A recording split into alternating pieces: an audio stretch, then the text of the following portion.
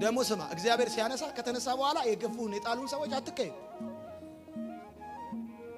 የተሰጣቸውን ስክሪፕት ተጫወቱ እንጂ ጠላቶች አይደሉም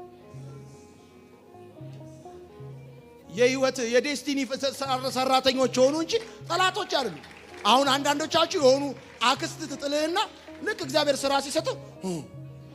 ትላል አክስት ምን አረጋች ምንም አላረጋችም እንኳን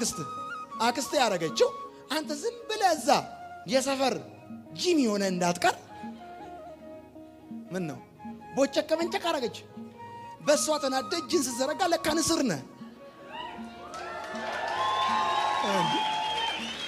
ለካ ንስር ነህ